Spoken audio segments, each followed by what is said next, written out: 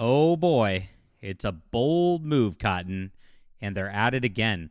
At this point, I'm wondering why there isn't like an all hands on deck PR marketing department Disney thing where they're like, all right, guys, stop saying you hate the fans. Stop saying you're not going to listen to the fans. That sort of thing backfires on us every single time. Don't call the fans racist bigots. I mean, there should just be a list of like 5 things not to do in these marketing press conferences or whatever they are for these people who work at Star Wars, but they're insane. I mean, the thing is, like, as they continually destroy the fan base, as they continually kill their franchise, they keep doubling down with this crap. It is mind-boggling to me how a company like Disney can't get this under control. But I don't know what the agenda is at this point. Are they doing this intentionally? It seems like it. My name's John Delarose. Before we get into the story today, I am a #1 best-selling science fiction writer. And if you hate everything Star Wars has become and wanted that action adventure that it used to be, please check out Justified Saga of the Nano Templar and its subsequent sequels. I got a full trilogy in classic Star Wars fashion for you of awesome books with awesome space adventure. You will love this. I'll put this in the link in the description below. It's good reads for the weekend. And thank you guys for checking out the books and supporting our art here. And please hit the like and subscribe button. Join us in our fight for the culture. And also, just against bad films. All right. The story of the day is Sharmeen Obaid-Chinoy, who's going to be directing the Rey movie, the Rey Solo movie. Yay! The movie nobody wanted, the sequel nobody asked for. Keeps opening her trap, and every time she does, it just gets worse. She, of course, has done the whole tour of the gambit of the future is female with Kathleen Kennedy and all this stuff. It just never ends with these people. And now she's immediately saying she's going to drown out fandom opinions until the film is done. Well, how does that play for these people who just come in here and do this? It seems like there was a meme video that went around for the MCU, and it was just these writers from She-Hulk and Ms. Marvel and the Eternals and Loki, and they all just they were bragging in all of their interviews about how they never read the comics. They were, in fact, instructed not to read the comics and just make their own thing. When you have an established franchise and you have an established brand, why on earth would you act like that? Why on earth would you not be faithful to the source material that has people excited for it to begin with? And that's the question everybody keeps asking all the time. Unfortunately, this is the state of the media. They only hire people like this who don't care about, in this instance, Star Wars. If you look at the Acolyte, you can tell they don't care about Star Wars. They didn't even bother to watch the Phantom Menace. The Phantom Menace. The Phantom Menace. Oh my gosh. You know what I'm saying. I'll fix it and edit.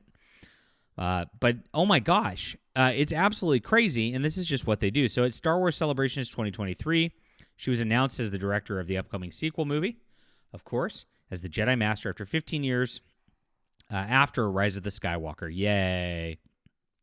Even though it's years away from coming to theaters, it's been subject to a lot of discussions online. Yeah, because of the crap that she said, the weird rage-baiting stuff that she does to attack fans.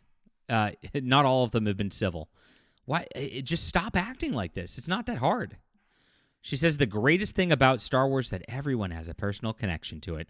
No, it's not. The greatest thing about Star Wars is that it's hidden fortress in space. It was just a great movie with a simple plot and premise where good guys are good guys, bad guys are bad guys. That resonates. It doesn't resonate anymore because you've made the Sith into kind of sort of good-ish guys. The Jedi are kind of sort of bad-ish. We don't even understand who we're supposed to root for in the current iteration of this. It's insane. I mean, only an insane person could write this. And that's what we've got. Everyone is passionate about it. And throughout the fandom, people have clear ideas about who should direct or what story should be about. Oh, yes. It's pretty easy. It's really pretty easy. I'm just drowning out those voices till I'm done. So, full stop right here. When you hear this, you're hearing, I know, the subtext here is that she knows that she's making a movie that people don't want. She is actually doing something with Star Wars that the fans are not going to like. She's going to make it her own rather than actually respect the source material. And again, it just boggles my mind why they hire people like this. They always go off about making it their own, subverting expectations. It's all a gaslight for their narcissism, because what it's code for is, I'm going to make a self-insert hero about myself and all of my anxieties and problems, and that's going to be me as the Skywalker now. Yay, slay queen. That's what it means. And she's going to tell the story of her and not of something that's in a galaxy far, far away. They take these characters, and that's the problem with The Last Jedi, right? I mean, Rian Johnson turned Luke Skywalker into a depressed, nihilistic weirdo, like Rian Johnson.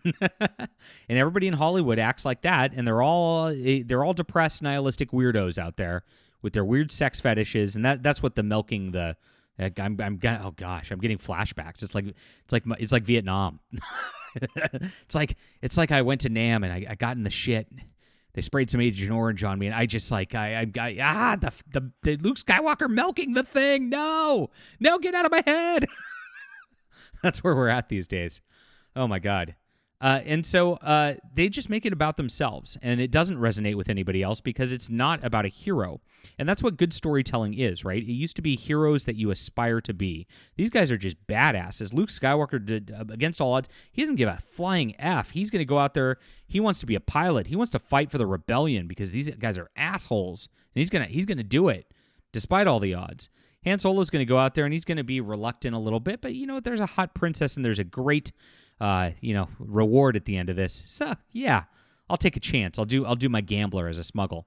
And so you get these characters, and you're like, wow, these are very easy characters to identify what they are. They're not Sharmeen Obaid-Chinoy, right? In a skin suit. And that's all people know how to write these days. They're so hyper focused on making it about me that they don't try to make the characters about the characters themselves. Oh my gosh. Ugh, it drives me crazy. As a storyteller, I'm focused on drawing new moviegoers to the cinema. Oh, here we are, the modern audiences. Every time. It's not about you, Star Wars fans. This movie's not for you. It's about the new moviegoers. Yeah, that's right. And that's what they do. They try to force these modern audience stories, and then they try to sprinkle in, this is what she says, in bringing a sense of nostalgia that will appeal to the older fans. So that's the whole gambit. They'll give you enough member berries, right? Remember, they'll throw the guy into the acolyte who's from the Jedi Council in the prequels, even though he shouldn't be there, just so you see that sort of thing, just for the member berries, right? But they won't actually make the story what actually appeals to the older fans of the series. The story's going to be for those lucrative modern audiences who don't exist every single time. And it just shows. The story that interests me the most is Rey's journey as a female Jedi. Oh, please clap. So it's going to be another Mary Sue, Rey adventure where it's the same thing that nobody likes. That's how I can best bring my experiences to it. I'm not making this up. When I gave my analysis on the storytelling here, you could tell. I know exactly what they're going to say even before I get to the next part in the article, because there's so much of NPCs that they just talk the same way every single time. It's always about my experiences. Well, Sharmeen, your experiences are not relevant to Star Wars. Go write your weird little diverse Netflix, bio, whatever, and just go do that. Leave Star Wars alone. But they can't do it. This is who they hired. This is who they're stuck with. And oh my gosh, if you think The Acolyte's going to be bad, and it is, this is going to be so much worse, because this lady is really, really unabashed about making this a self-insert. It's crazy. Oh my gosh. So far, Daisy Ridley is the only cast member from the sequels who's confirmed to appear in the film. Regardless, she's shared her desire to reunite with John Boyega's Finn in the movie. We'll see. They'll probably make her a lesbian at this point. They have to. They can't have a straight Jedi. No. Got to make her a lesbian. But that's it. Oh my gosh, this ground my gears. I'm sorry I got angry at this because I'm so sick of this self-insert crap. It's in comics, it's in movies, it's in everything. They need writers who aren't hacks to actually write characters and not themselves. That's it. It's that simple. Leave a comment down below with what you think about this. Hit the like and subscribe button. And by the way, I've got unique characters in Justified. You'll love them. Check it out. It's on ebook, print, and audio. That link's in the description below. Thank you for your support.